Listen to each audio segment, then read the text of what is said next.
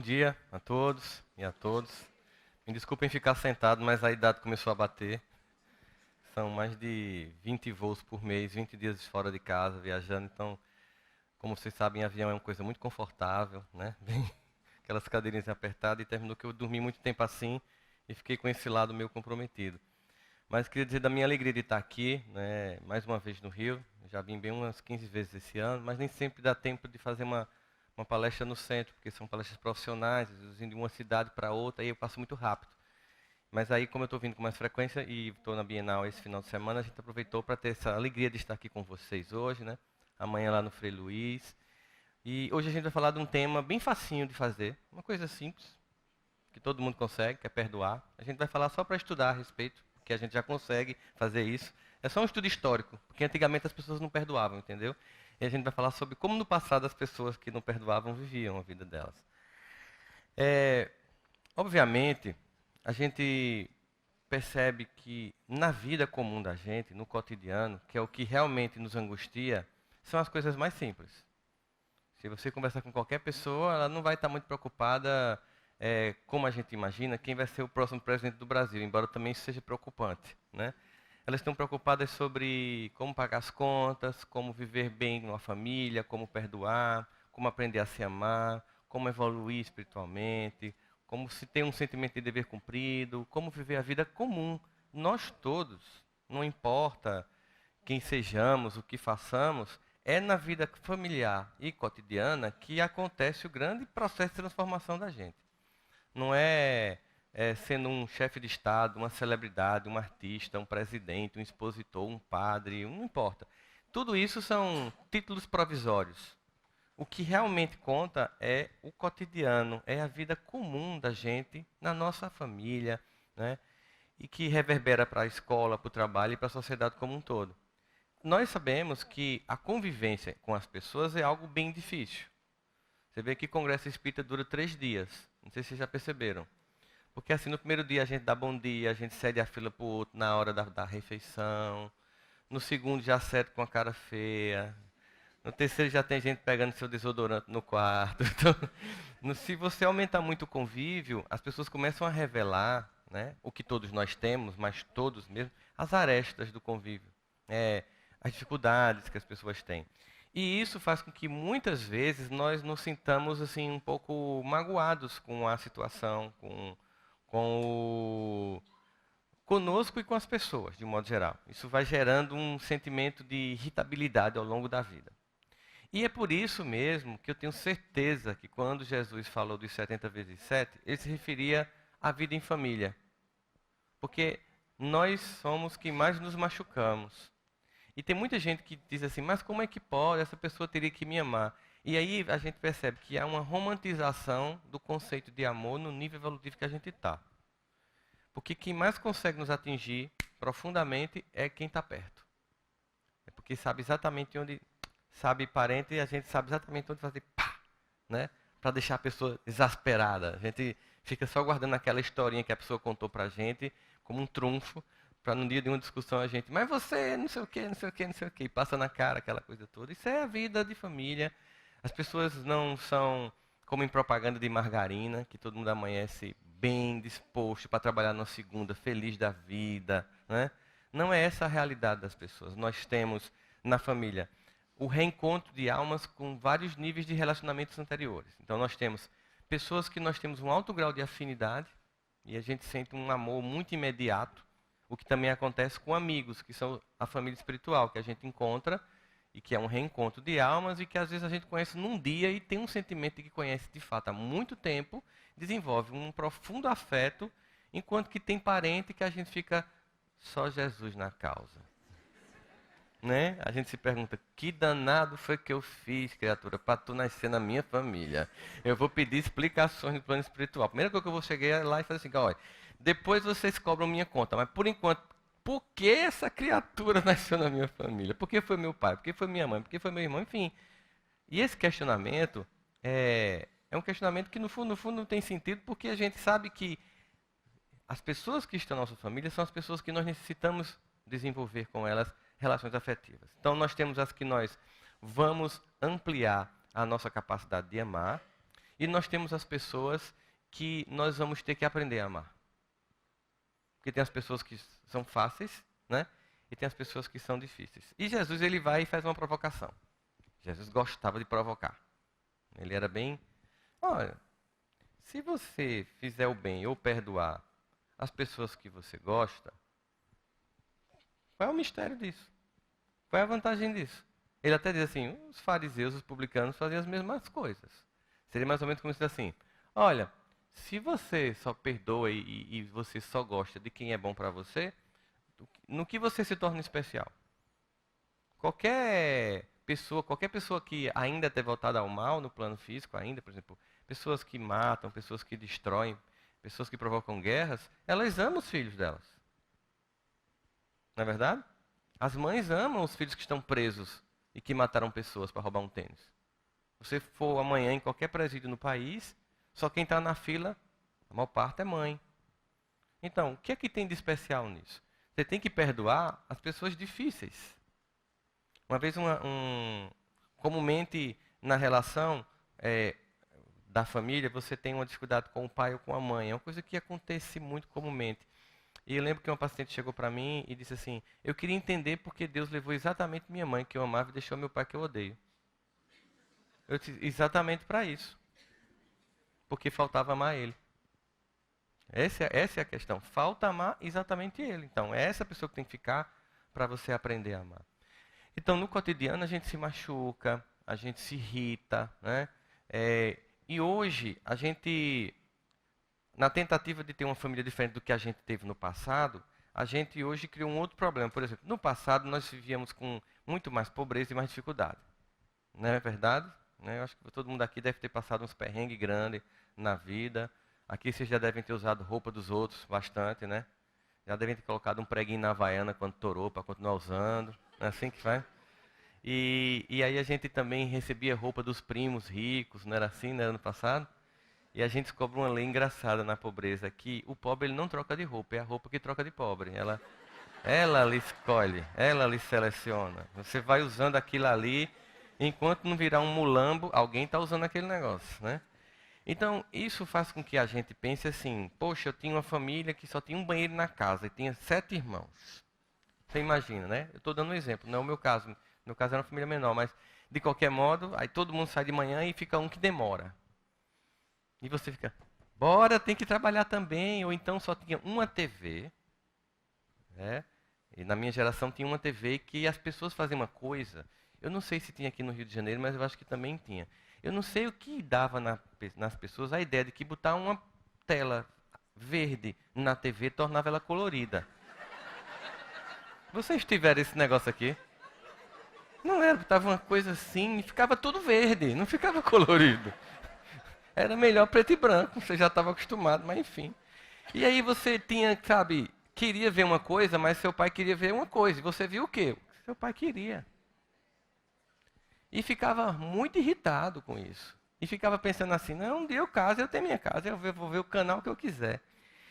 Porque você achava que todo esse contexto de só ter um banheiro, de ter que dormir 3, 4 irmãos nas beliches, né? Do lado de cima ficar mexendo de noite, balançando a beliche, toda aquela dificuldade, irritava no cotidiano. Um dia eu vou ter uma casa com 3 banheiros. Né? E você botou na cabeça que isso era o problema. E ficou pensando nessas coisas, dando a elas uma dimensão que elas não tinham. E de repente você hoje em dia tem uma casa que tem vários cômodos, tem vários banheiros, tem uma TV em cada quarto e estamos solitários. Estamos sozinhos em casa, cada um no seu smartphone, no seu tablet, nos ignorando mutuamente. E se no passado a gente tinha mágoa da convivência, hoje a gente está tendo mágoa da ausência. Então vamos escolher, porque Jesus fica lá, sim, você quer o quê? Você estava reclamando porque só tinha um banheiro. Agora você tem 3. Você estava reclamando porque só tinha uma TV, agora você tem 4. E está reclamando agora porque tem 4. Entende que o problema não é o que acontece, é como nós reagimos. E aí você tem o primeiro entendimento sobre como desenvolver o processo do perdão. A mágoa não tem a ver com o que fazem comigo. Não é a grande questão da mágoa, não é o que fazem comigo, é a minha reação sobre o que fazem comigo. Você pode observar numa família clássica, por exemplo, que um pai mais difícil de convivência, alcoólatra, com aquelas cenas, às vezes, de agressão na mãe, que era comum no passado. E aí você tem 5 filhos que vivenciam essa experiência. E um fica com ódio do pai, aí deixa de estudar. O que tem a ver uma coisa com a outra? Né? O outro começa a beber igual o pai. E os outros 3 amam o pai, entendem que ele bebia, mas que ele não era só aquilo, tinha um lado bom também, ele trazia a feira, ele pagava a escola, enfim. E fica grato a esse pai, e essas pessoas funcionam e 2 não funcionam. O contexto é o mesmo, percebe?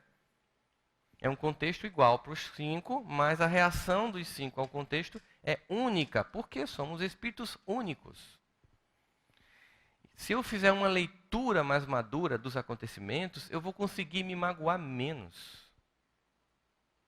Eu vou nem precisar pedir perdão porque eu não me machuco. Porque o ideal é quando você, antecipando o cenário, percebendo assim, eu vou relevar. A gente tem que... Eu lembro que eu me irritava muito no trânsito de pessoas que ficam no meio da faixa, não fica nem de um lado nem do outro. Ou então que vai passando assim, fazendo zigue-zague. E um dia eu estava dirigindo e o cara, idiota, como é que acaba falar um negócio desse, amigo meu? E se ele tiver com disenteria? Isso é mesmo, eu nunca pensei nisso, cara. Eu nunca pensei que ele podia estar com disenteria, né? Então agora quando eu estou no trânsito uma pessoa cortando isso, vai lá, quer papel. Porque a gente brincar com a vida torna ela mais leve. Deixa a gente ficar mais suave. A gente começa a perceber, poxa, eu vou ficar cobrando o quê? Conta de quem? Quem sou eu para cobrar conta? Eu tenho tanta conta também, eu preciso tanto, sabe, de perdão. E se eu sou um ser imperfeito, criado por um ser perfeito, e que me ama na minha imperfeição, só me cabe uma coisa, que é aceitar a imperfeição de quem vive comigo. Porque Deus é perfeito e me ama. Aliás, é uma coisa meio angustiante. Às vezes, não é angustiante a palavra, é incompreensível. Como Deus pode amar a gente? Não tem hora que a gente faz assim, né? Mas como é que Deus me ama? Porque Ele não está vendo a gente no que a gente está sendo. Ele vê o que a gente vai ser. Ele vê um fruto que está desabrochando. Ele vê uma árvore que está crescendo. Ele vê raízes que estão se solidificando e uma grande copa que faz sombra sobre a vida dos outros, no sentido de trazer aconchego e acolhimento. Por enquanto, uma semente, mas ele vê o processo. Assim como a gente, quando vê um bebezinho que não consegue se alimentar só, não consegue andar, a gente fica encantado porque a gente sabe o que vai se tornar. Porque a gente sabe que é um processo todo que vai se desenvolver. Então, de forma que eu olho o contexto todo e preciso desenvolver em mim uma habilidade de aceitar a vida, como ela é e as pessoas como elas são. Claro, isso é muito fácil de ser dito. É fácil chegar aqui e falar isso. Difícil é fazer isso.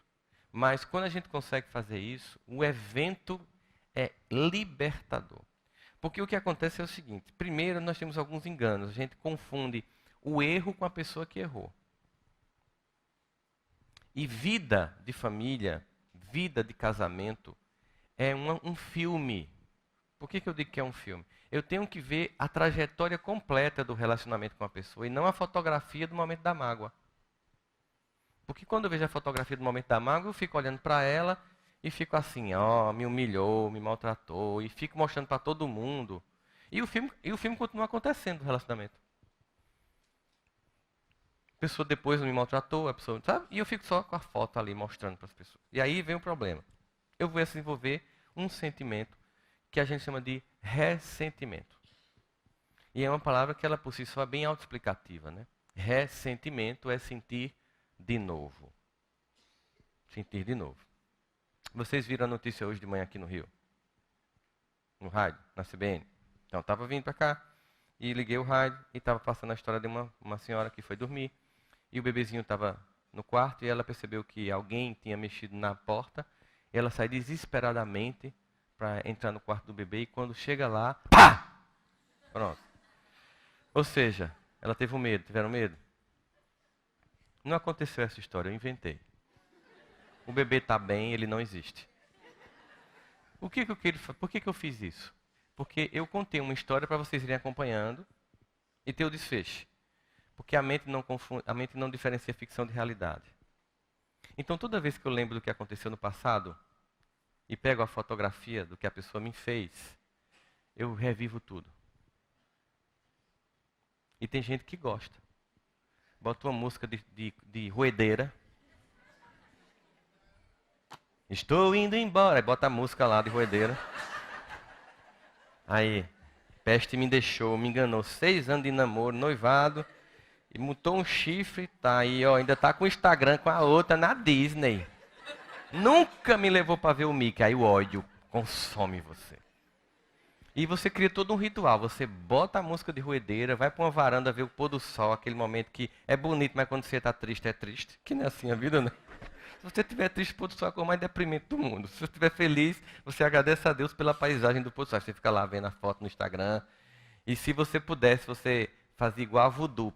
Botava um negócio assim, para ver se a pessoa sentia lá do outro lado. Só que a gente manda emanações, vibrações para outra pessoa sentir mesmo. Não precisa dar agulhinha não, é nosso pensamento. Faz tum, tum, na pessoa lá do outro lado. E aí, o que Jesus vai dizer para a gente? Ó, é muito natural, no momento exato de uma agressão, de uma humilhação, de uma palavra dura, a gente se sentir muito irritado. Muito natural. Ele até diz assim, irei-vos, mas não pequeis. Não deixais que o sol se ponha sobre a vossa ira. Ou está dizendo o seguinte, ó, é natural. No primeiro momento, a pessoa fez uma coisa muito chata com você, é muito natural que você se irrite. Às vezes até que você queira pular no pescoço. É humano. Não deixe que o sol se ponha sobre a vossa ira. É exatamente pensar assim, não deixe que esse dia ruim se perpetue em outros dias. Fotografando esse dia e passando o resto da vida vendo a foto, sem permitir que o filme continue. E aí eu gosto de contar uma história que hoje em dia com o YouTube é assim, você vai falar, todo mundo já escutou tudo, mas para quem não escutou, só para reforçar, que é a história da caixinha do vômito. Né? Então você tem uma caixinha do vômito, vou te explicar. Você tem uma tia, certo? Que mora em Niterói. Aí você foi visitar sua tia. No final, sua tia deu um doce. Bem gostoso, sabe? De quê? Tu gosta de batata? É? Banana adoro. Doce de banana. Pronto. Um doce de banana. E ela lhe deu naquelas caixinhas de sorvete. Mas você é espírita e você devolve. Porque tem gente que não devolve nem em caixa de sorvete. Quanto mais tapaué. Tapaué não devolve mesmo. Não empresta tapaué. E esse parente devolve de jeito nenhum. Então ela lhe dá uma caixinha de sorvete. Mas você, voltando para Niterói, você vai levar a caixinha de sorvete da sua tia, porque você é uma pessoa, né, que entende que aquilo não lhe pertence. Só que no meio do caminho você pegou um ônibus e uma pessoa estava passando mal e vomitou em você. Porque você estava do lado dela. Diante de um evento que você não pode fazer nada, porque pode acontecer com qualquer pessoa, 1% do que acontece com a gente pode acontecer com qualquer pessoa, você só tem uma alternativa para diminuir o estrago. Você abre a caixinha da titia e puxa a parte sólida. Como um rodo, você vai puxando os pedaços de macarrão.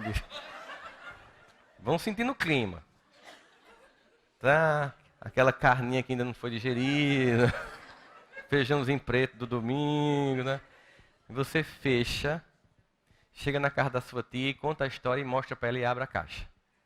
E sua tia, sabiamente, diz, fique para você, minha filha, com a caixinha. Eu não quero mais ela, né? Você fecha a caixinha, volta para casa com vômito lá dentro e conta para seu marido ou para sua família e mostra e abre a caixinha. Como estará o cheiro? Aí tem um evangelho no lar, você agradece a Deus pela semana, abençoa aquela miserável que vomitou em mim, abre a caixinha. E no final do ano, em Copacabana, fogos, você fazendo aquela reflexão sobre 2017, com suas promessas para 2018 que você nunca cumpriu desde 2016, resquenta a ficha e coloca tudo para o ano que vem. E teve aquela louca que vomitou em mim quando eu fui para Niterói. Aí abre a caixinha para sentir novamente o cheiro do vômito. Como vai estar o vômito? E 10 anos depois, se você abrir a caixinha? Não é uma história absurda, né? Isso é mágoa. É exatamente isso. Alguém vomita emocionalmente na gente num dia.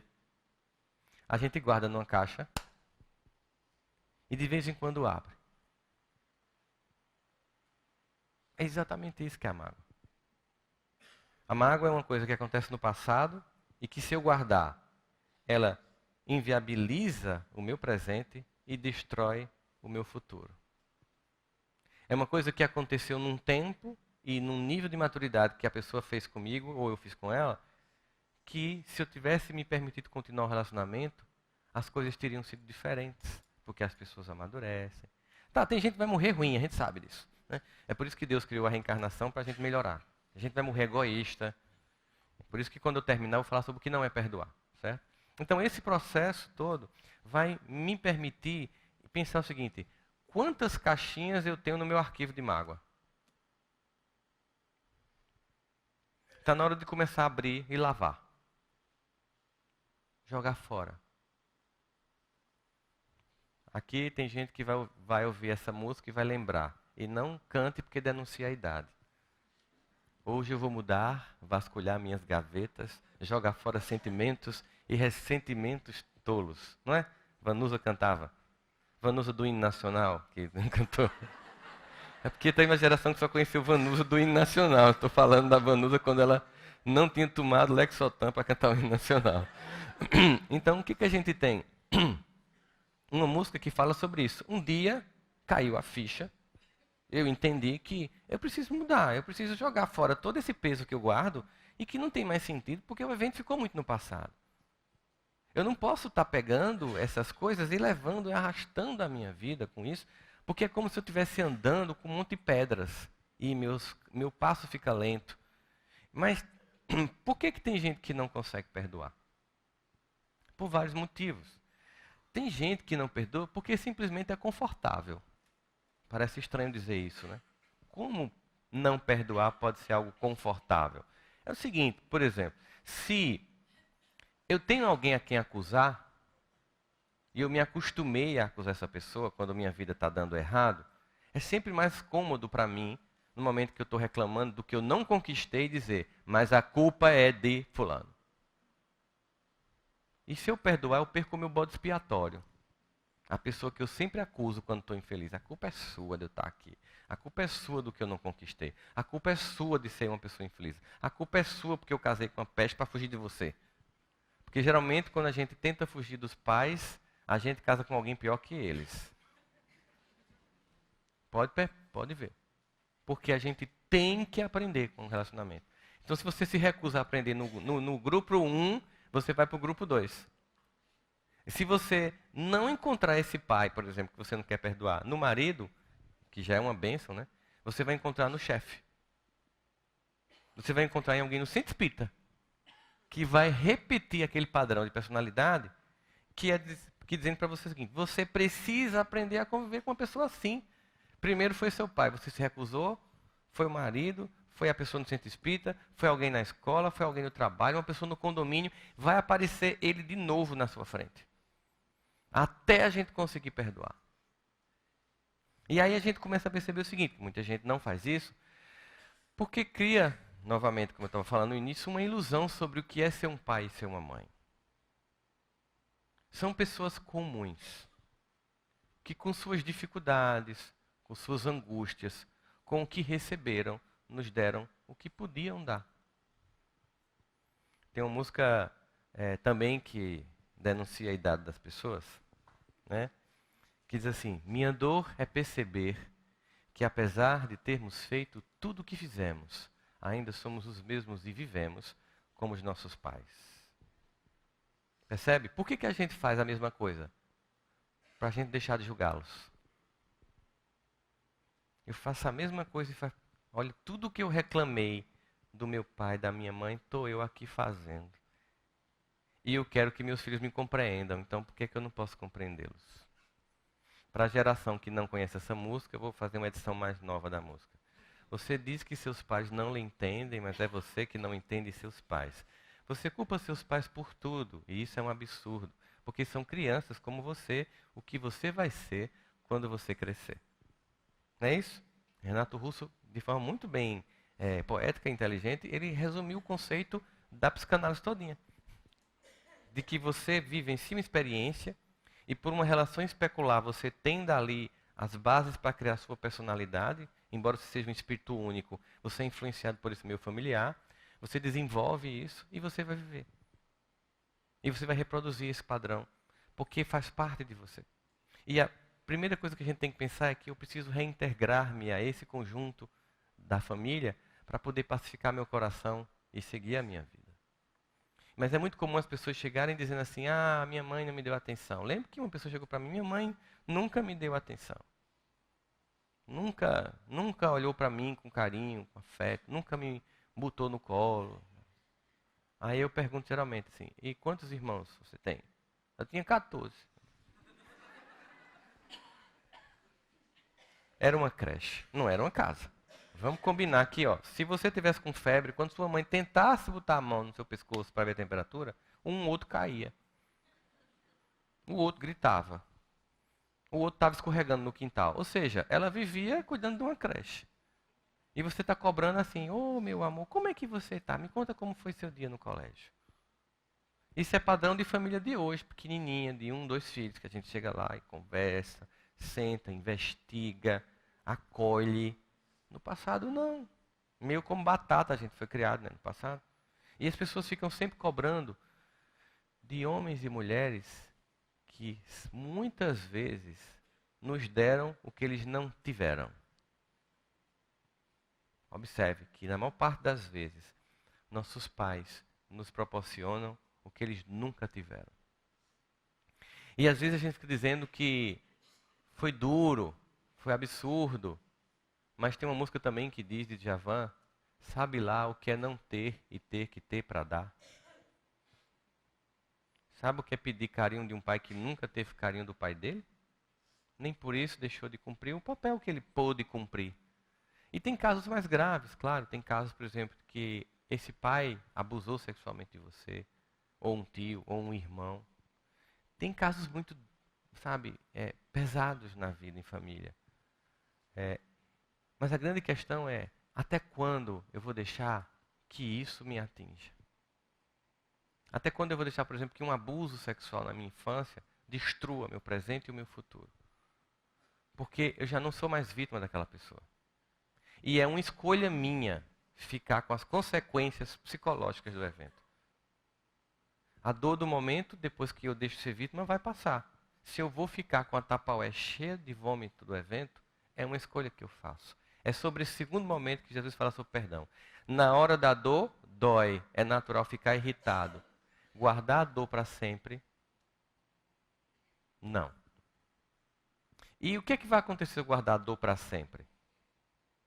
Deus vai me punir? Deus é punitivo? Ele está lá, coisa feia, está com raiva, vai pagar. Não. Existem leis. Como a gente viu aqui na questão que foi lida do Livro dos Espíritos, eles sempre colocam isso, e também na mensagem inicial, a lei de causa e efeito. Existem leis. Então, o que que acontece? Se houve algum evento antes dessa vida em que eu provoquei algo e eu não pude me retificar, eu passo pela experiência para entender a dor que eu provoquei.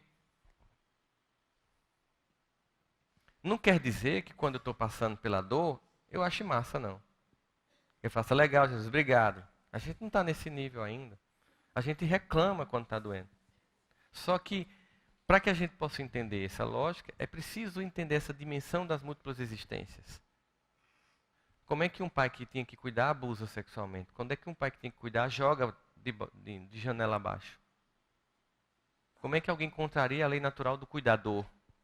Aí você fica assim: por que isso aconteceu comigo? Por isso que quando a gente chega lá no plano espiritual, a primeira coisa que a gente faz é ir para a sala das lembranças. Para a gente fazer um flashback do que aconteceu, uma vida anterior a essa, para entender exatamente os pontos que estão aparentemente desencaixados na trajetória da minha família, dos meus relacionamentos. Por isso eu observar esse sistema e entender que eu preciso aprender com cada uma das pessoas. Os pais, eles amam, mas amam como humanos, não como Deus. E amam com falhas, mas sempre nos ensinam. E nos ensinam sempre. Inclusive o que a gente não deve ser. Eles são capazes de cair num buraco para mostrar a gente por onde não passar. A maior parte deles andaram em estradas de pedra e de terra, asfaltaram o caminho para a gente passar depois.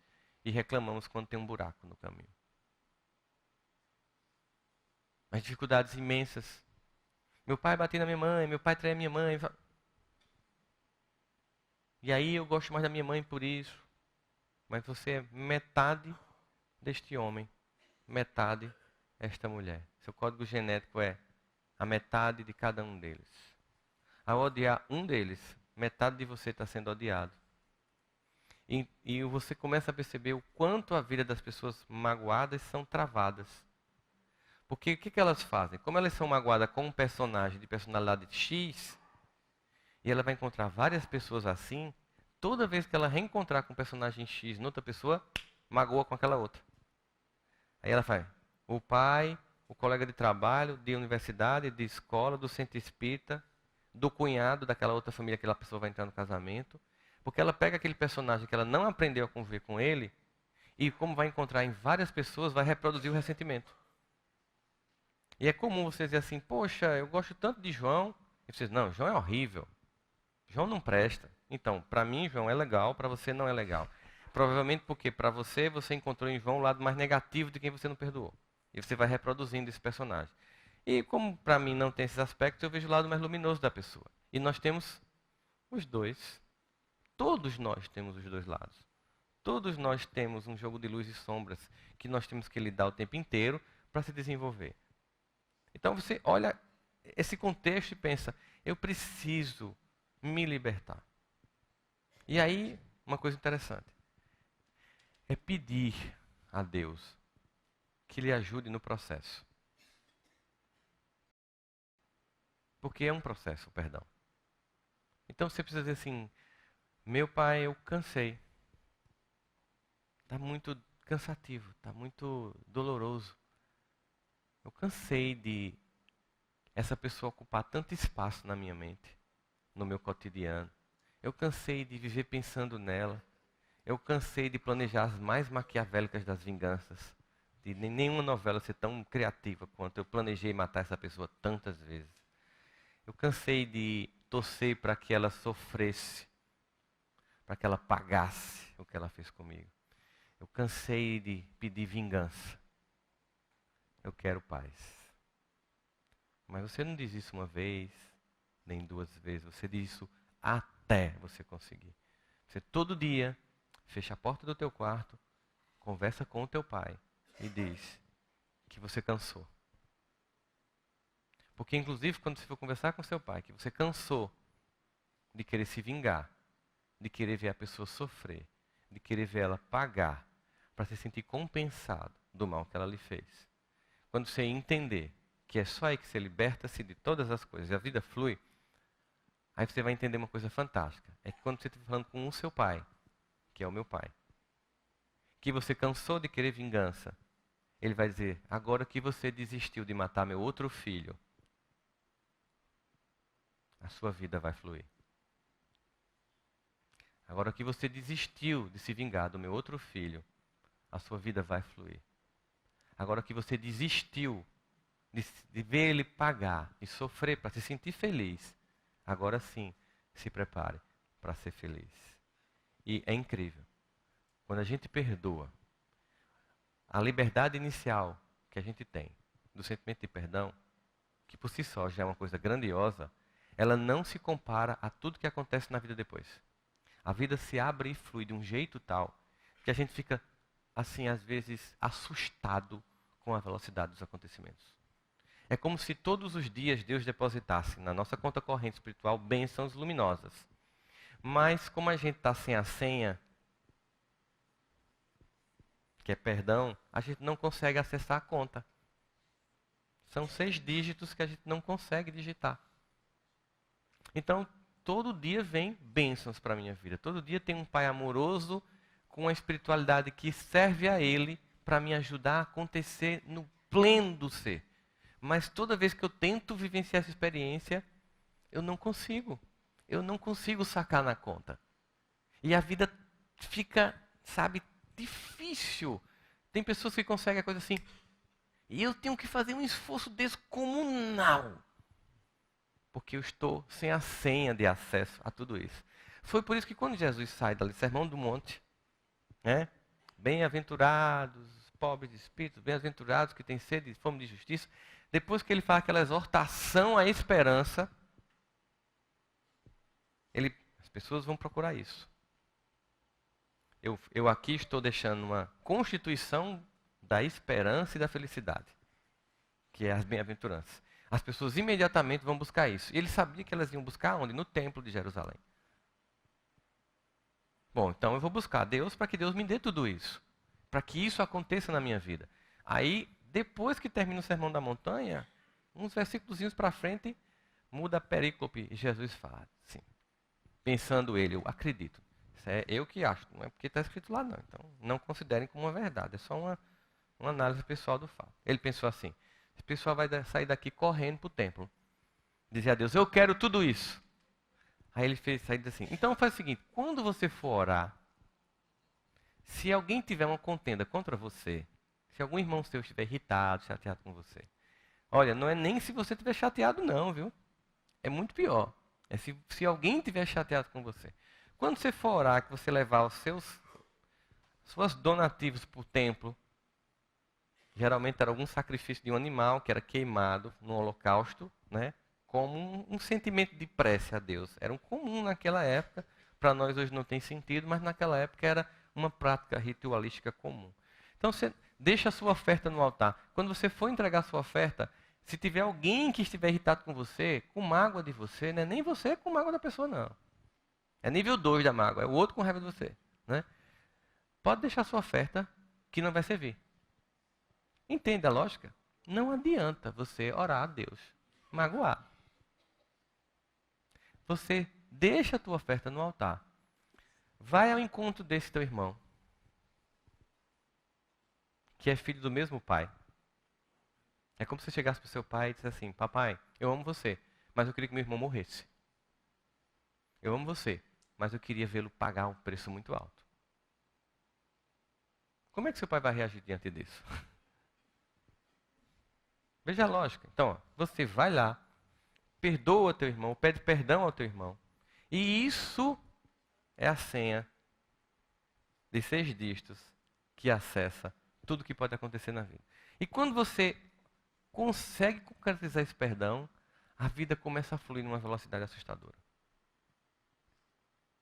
Porque eu simplesmente desisti de se vingar de um filho, de um pai que também é o meu.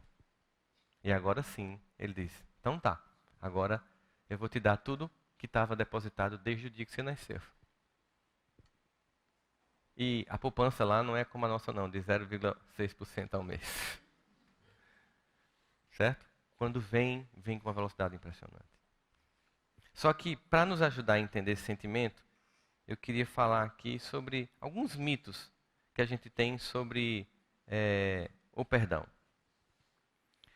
Que a gente, às vezes, não entende isso, e isso é importante para que a gente entenda que é um processo que tem etapas para a gente alcançar. Então, primeiro, é que eu não posso menosprezar os meus adversários. Pessoas que me fizeram mal, elas podem continuar mal. Elas podem continuar egoístas, podem continuar perseguidoras.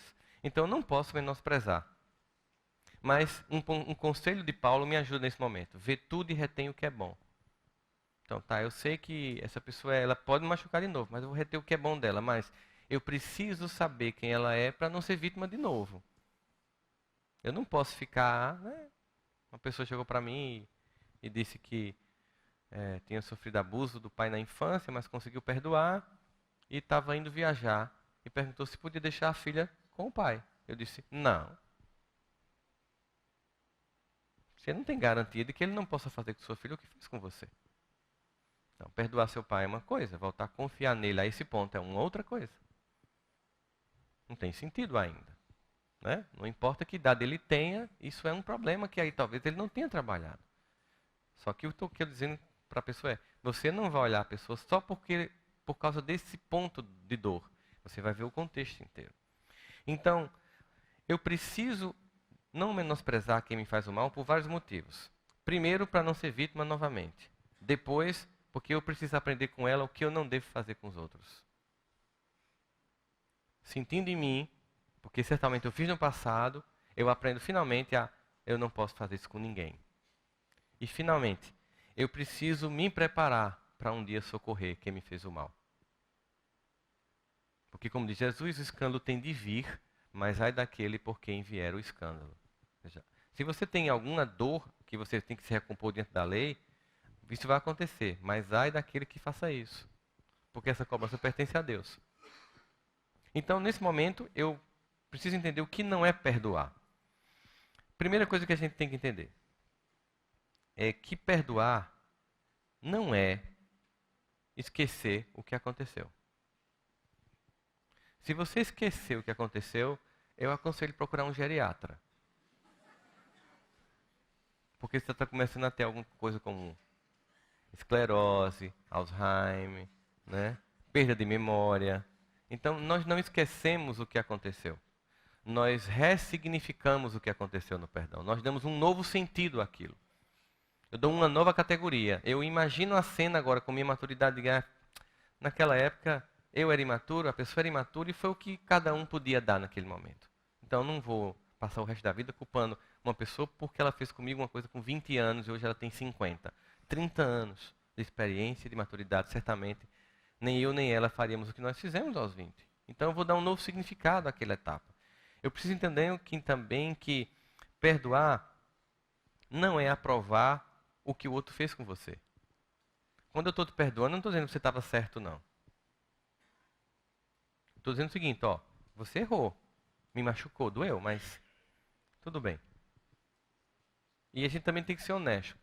Não adianta, eu sou espírita e eu tenho que perdoar. Beleza, é verdade. Mas tem muita gente que está odiando dizendo que não está odiando. É pior ainda. É melhor você assumir que está com raiva e com ódio para você perdoar do que você fingir que é evoluído. Vamos brincar de fingir que a gente virou anjo. Que a gente é espírito de luz. A gente é um espírito que busca a luz, é diferente.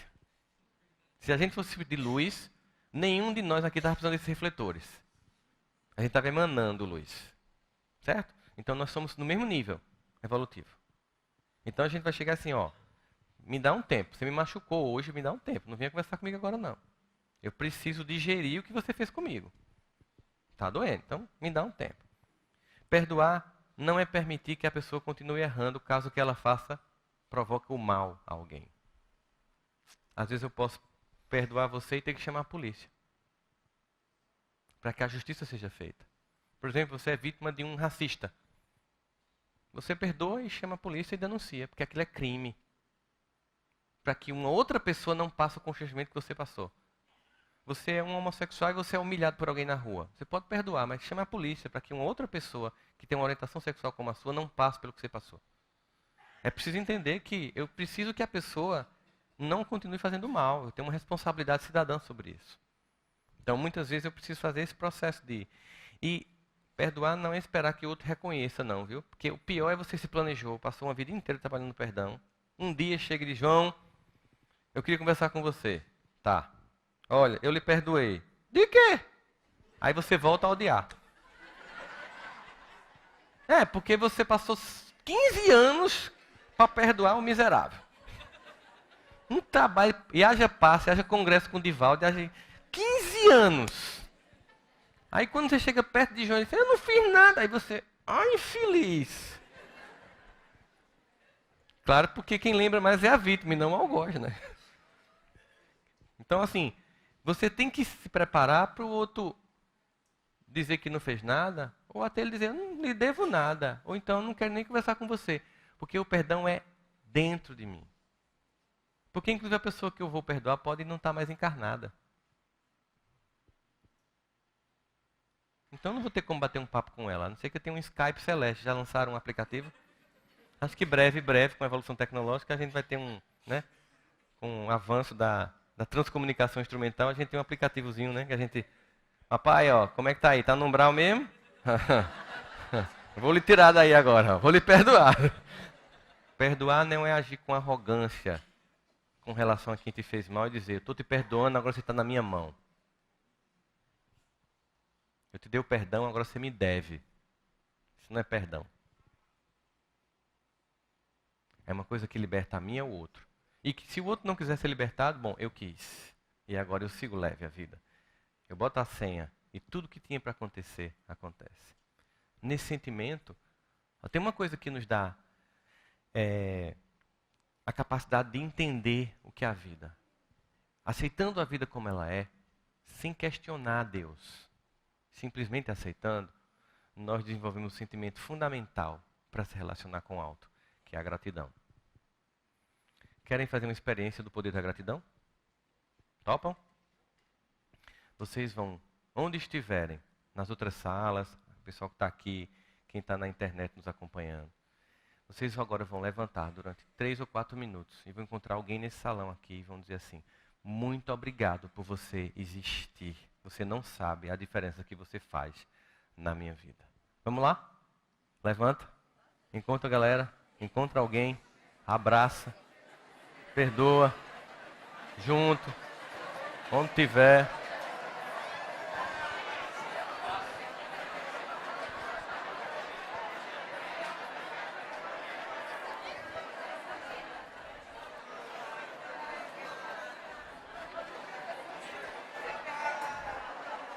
Faz isso mentalmente.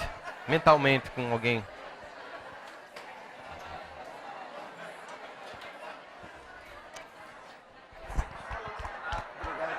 Oh, meu irmão. Te abençoe.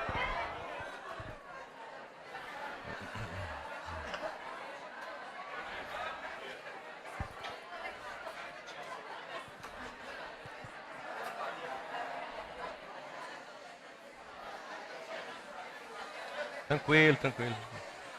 Aê, muito bom. Cuidado para não rolar um clima, é só para dizer que gosta.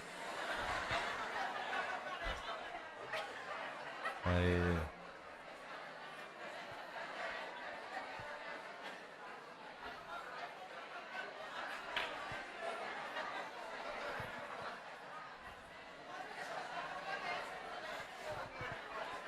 Muito bom.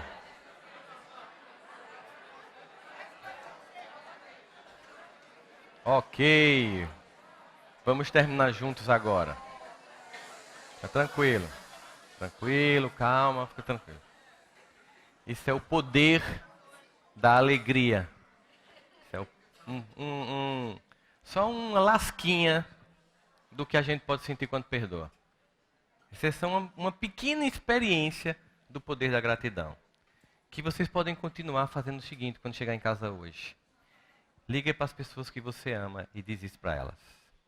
Mesmo que você se derreta chorando no telefone. Se ainda tiver pai e mãe, faz isso. Porque de vez em quando eles se perguntam: será que eu fui duro demais? Será que eu fui mole demais? Será que eu acertei? Todo pai e toda mãe tem sempre dúvida: será que eu estou fazendo a coisa certa?